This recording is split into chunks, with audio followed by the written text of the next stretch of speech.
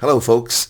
Welcome back. This is Chris in Central Pennsylvania, looking at the post-mortem of Fikile Mbalula's unraveling in response to a dossier, a press conference by AFRIForum. The man has to resort to the most comical things to try to dismiss this, not the least of which was the screenshot from SABC, apparently that occurred during the live broadcast. Failing to notice that this broadcast was on AFRIForum television. I have no idea how many people watched it there. It was broadcast live on AFRIForum's YouTube channel, where over 2,000 people were watching it. And Ronaldo was also broadcast it, where he had 1,900 people for live. So there were likely 5,000 or more people watching this live when it was on. And Fikile Mbalula has 3.1 million followers on his Twitter account. I have 13,700. I've noticed that habitually my posts get more views than his. Isn't that interesting? But he had a few things to say about this before it happened and afterwards. And let's take a look at that now and analyze. Before the press conference, he had threatened to have it shut down. I'm aware of the envisioned media briefing by AFRIForum. The statement by AFRIForum is wide, vague, and embarrassing. It speaks of alleged fraud, money laundering, corruption, and reckless actions. These are criminal definitions without specifics. Okay. I cannot answer to the media on these supposed transgressions that appear to be known only to AFRIForum. No, my friend, they're known to the world. They're known to the world, and we've known about them for a decade. I have not been approached by AFRIForum to solicit or canvass my views or exculpation on their restricted and classified violations. In any event, I do not owe any explanation to AFRIForum or competing political parties, considering that neither are statutorily mandated. No, but you owe it to the public. I can, however, confirm that my attorneys, Nicklin Incorporated, and forensic investigators, Talon, are on brief, and communication was transmitted to AFRIForum. My rights have been expressly reserved without restriction or limitation. I will not be intimidated by this political stunt and remain resolute in my position as the Secretary General of the ANC. I love how South African politicians pull this line out when they threaten you. My rights have been expressly reserved without restriction or limitation. In the real world, in a real country, you don't have to proudly run around and scream, "Oh, I have rights. I'm expressing my rights," as if that's some sort of way to stop people from talking about public figures. It's not. And I myself have been personally threatened in an attempt by a South African politician, a senior figure, to intimidate me after I ran a news story that was accurate and factual. They didn't like it, so they tried to threaten me. And that's what Fikile was trying to do there. So let's listen to what he had to say after the press conference. Now, afterwards, he proudly issued the statement as Comrade Fikile Mbalula. You know, I intentionally mispronounce his name because the guy's a clown car show. Fikile Mbalula. I know that's not the correct way, but people want to correct me. I'm saying it intentionally incorrectly. I'm reading excerpts, not the entire thing. This is a whole page of drivel here from Fikile. So he said, the highly anticipated media briefing conducted by AFRIForum on the 25th of March at 10 o'clock has confirmed my consistent assessment that the presentation was devoid of substantive merit, evidentiary value, or credibility. Consequently, and as previously iterated, the decision to forego the interdict was a calculated and profound decision. I permitted AFRIForum to display its best hand, which has proven to be an exercise in redundant political theater. Well, if it's an exercise in redundant political theater, why are you even addressing it? Why do you feel the need to write a page-long statement trying to discredit it? Why did you threaten to go have it blocked with no basis? Also, the highly anticipated media briefing, highly anticipated, I didn't know anything about it. I'm sorry, I've kind of switched on to what's going on in South Africa. No one informed me. I didn't hear from AFRIForum. I didn't hear from anyone else who said this was happening. It was news to me after it occurred. So I'm one of probably hundreds of thousands of people who didn't get a chance to watch this when it unfolded live, and I'll have to watch it in its entirety later on. I did see a short section of it where Ernst van Zyl waved to Fikile. Good morning. Thank you very much for coming here to report on this breaking news.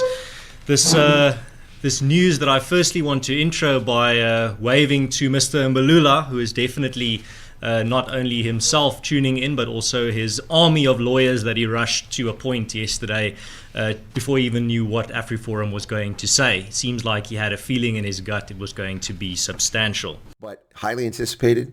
By whom? You kind of pimped this thing up and told people about it. I didn't even know about it. He said what South Africans witnessed was not a revelation, but a regurgitation of old, recycled allegations, many of which have already been ventilated in the public domain and subjected to scrutiny by competent authorities. Actually, they haven't been subjected by competent authorities. They have been subjected to corrupt officials who have been removed from office, and they didn't prosecute this. And they're not recycled allegations. It's the same allegations that have never been prosecuted for criminal activity.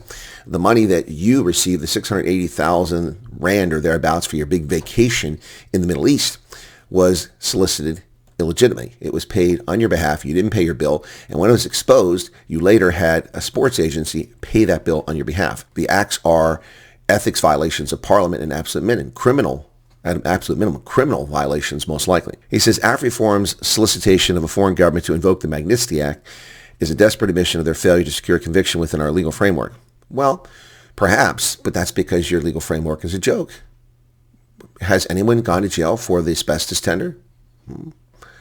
Is Ace Magashule been convicted of that? What about Zandile Gumeda's 178 counts against her that have been hanging out there for years?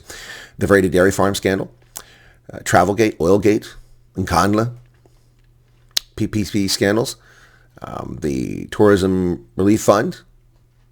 I mean, the scandals come out every day. The Venda Bank. The only guy who went to jail for that I know is a white guy, the banker. He was dumb enough to admit his crimes.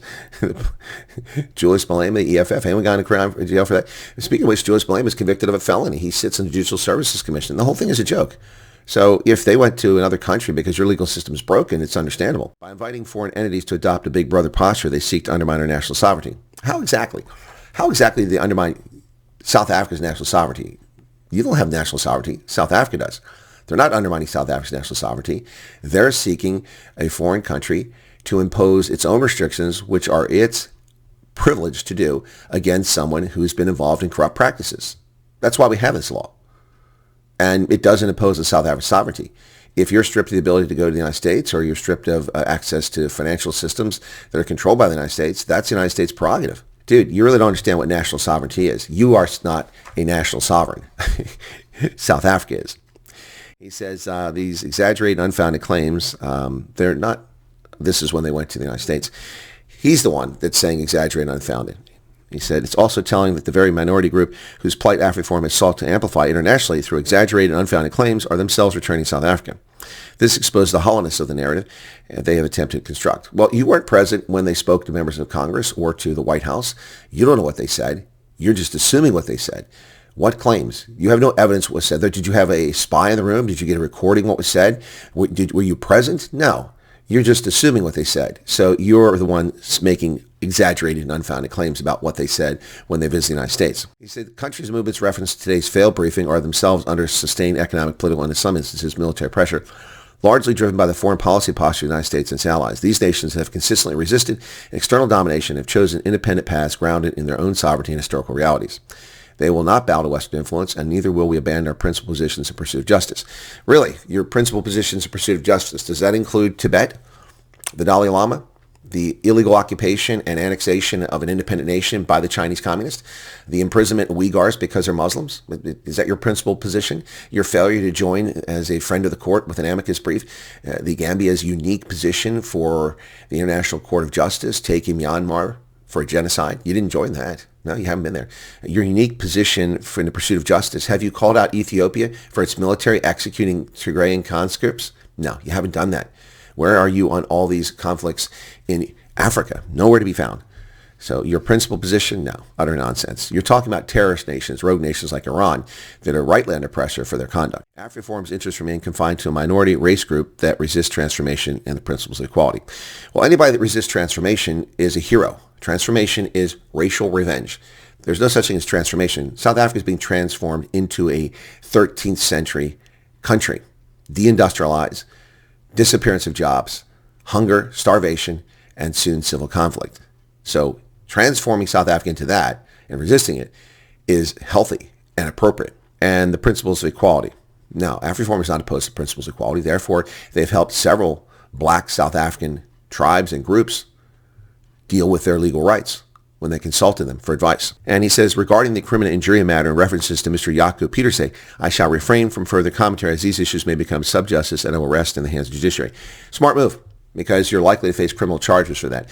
Also, you committed criminal injury and defamation of character against the U.S. ambassador to South Africa and interject yourself in foreign policy, which you have no business doing. You are not in DIRTCO. You are not in the government. You are the Secretary General for a failing, collapsing political party that has betrayed the liberation struggle. You should stay in your lane, and you should deal with that. Your criminal injury and your defamation of character against Ambassador Brent Bozell, calling him an unrepentant racist as a sitting ambassador with no justification, no foundation whatsoever, has put you in an untenable position. You're fortunate that the United States has not pursued criminal charges against you for your conduct. Fikile Mbalula should focus on drumming up the vote, getting out the message, focusing on the structures within the ANC. That's why he's the Secretary General of the ANC, not to run his mouth and attack other people and commit criminal injury. So maybe he should focus on that. What say you, South Africa? Mzansi? Cheers.